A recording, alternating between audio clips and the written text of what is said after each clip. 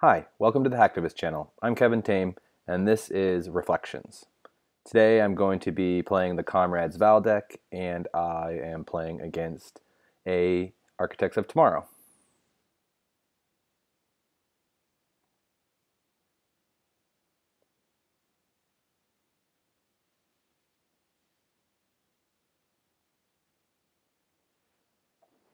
So when I first see the ID, I assume that this is going to be somewhat of a Glacier build. It might be utilizing MCA austerity and things like that. I'm guessing that it has that one agenda, CFC something, the one that gives you money for when you score a when you score it, you get credits for bioroids.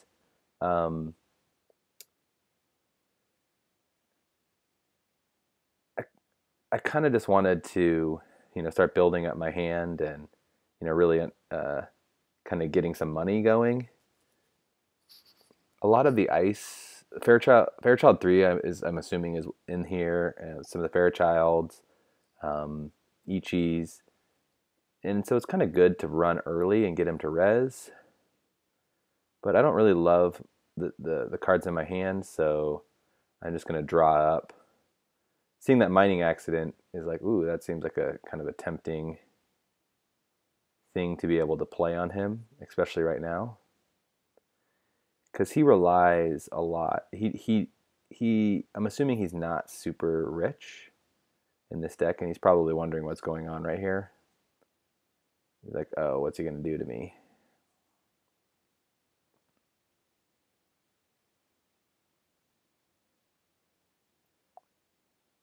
So I was playing mining accident. I was really debating getting rid of that hacktivist meeting because if he has a lot of assets, hacktivist can do a lot of work for me, specifically at Jeeves or MCA austerity. I'm not actually sure if he is on a Breaker Bay Adonis campaign type of build,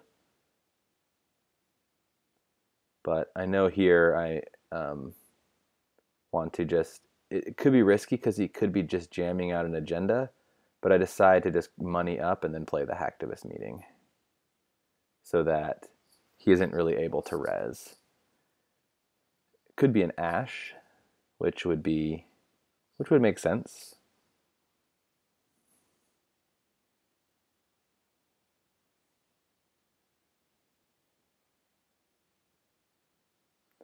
I really want to, at this point, I'm thinking like, how can I set up to do an indexing run?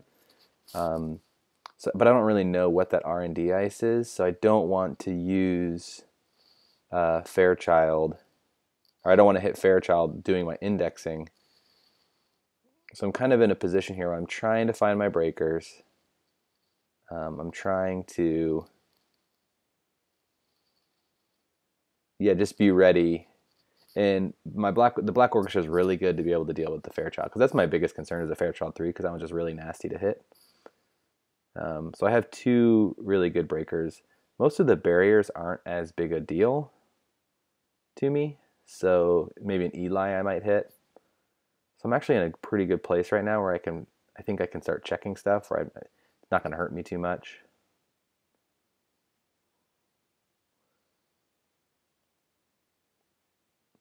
So yeah, forcing him to make some reses here is what I really want. Because what's nice about when you're playing against Architects of Tomorrow is when they res, they give you so much information because they want to res another piece of ice. And so him resing here and, seeing that, I'm like, okay, that's useful to know. And this was just like a lucky snag. It was just, couldn't have been any better. Because this makes the game so much easier hitting the elective upgrades.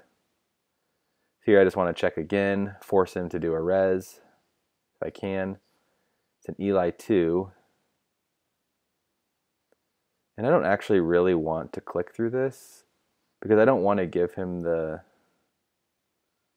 Architect's Fire.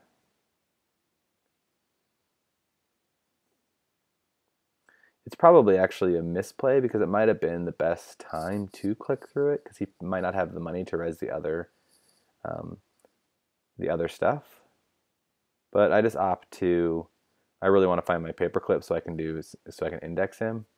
And another thing I realize here after the fact is that it would have been a good time to do a mining accident. But I'm actually feeling like I'm in a pretty good place here because I have the draw, I have decent money. Eli is really easy to deal with. Um, I just really want to find a paper clip so that I can get off this indexing.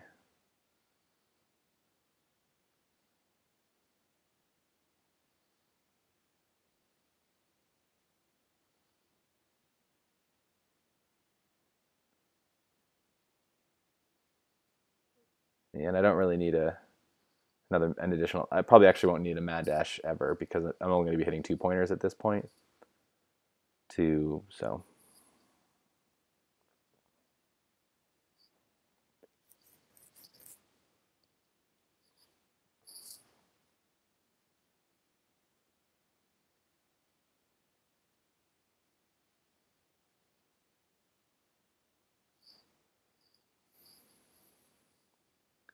So he's so poor at this point that I can't really let him do anything. So going and checking server 2 here is a good play for me.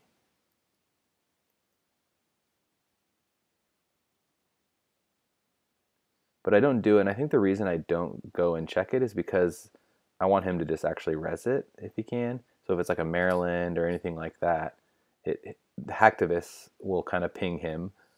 And also, an advantage here is like he doesn't have a lot of money. So resing anything, like if he reses an Adonis, he can't really afford it. And then if I go over and trash it, like the next turn, then he's basically out money. So here I'm in like a really good position to index.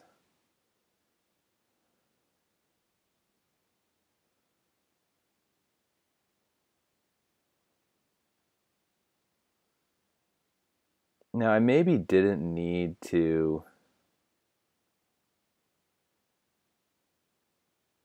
I kind of got lucky here because if I had seen 2 agendas, I would have been kind of bummed um, because if I had seen 2 agendas, I wouldn't have been able to win. And I clicked money off of Liberated, where I maybe didn't actually need to do that.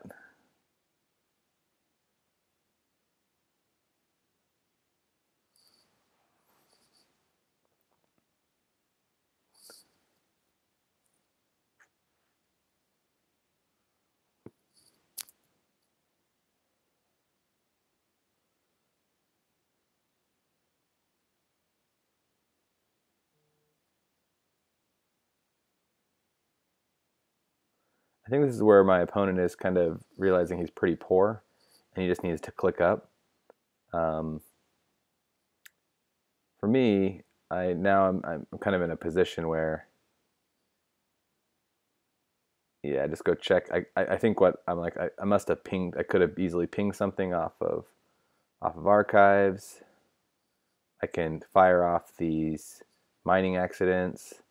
This is becoming more and more difficult for my opponent because he can't really pay for the mining accidents. I now have 3 credits to deal with every run, and it's just a matter of time for me to be able to find something.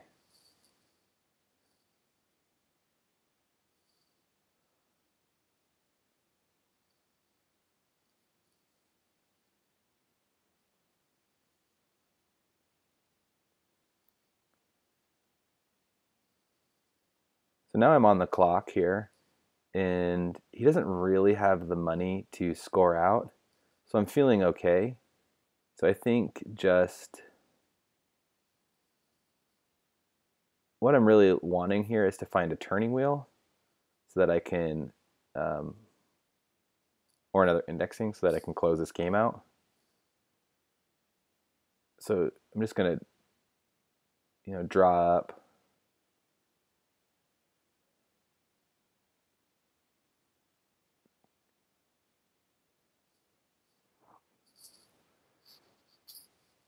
The hacktivist is there is obviously just to kind of keep pinging stuff.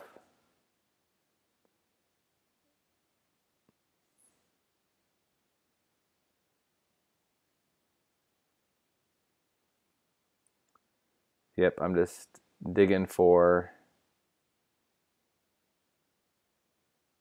this. I decided to pay through, which was wildly expensive.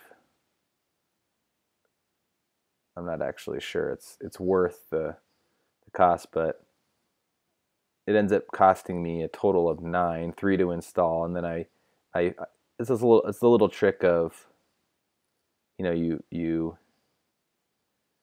install the Black Orchestra for 3, and then you pay 6, and then you trash the Black Orchestra from your hand to be able to, you know, just keep it cheaper. I don't know if it's the most efficient way to do it, but it's kind of a nice little trick.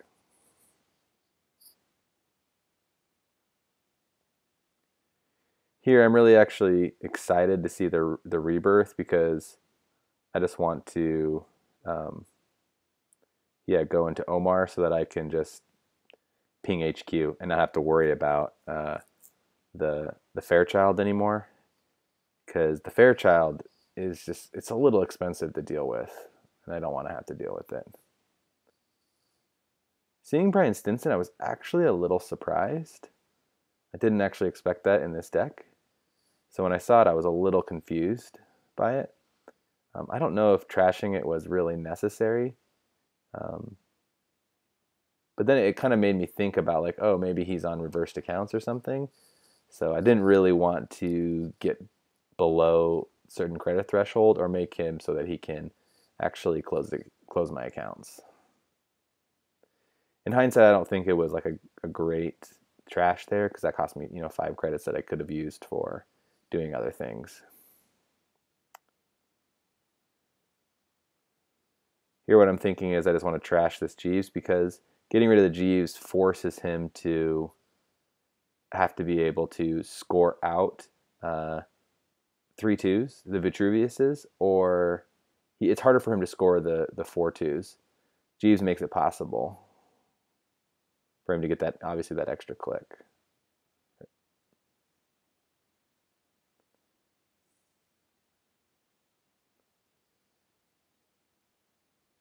Yeah, not seeing turning wheel or the other indexing is kind of my real issue here. So I keep drawing up and using my Earthrise to find what I need. And I'm on a really tight clock here because he at this point is able to so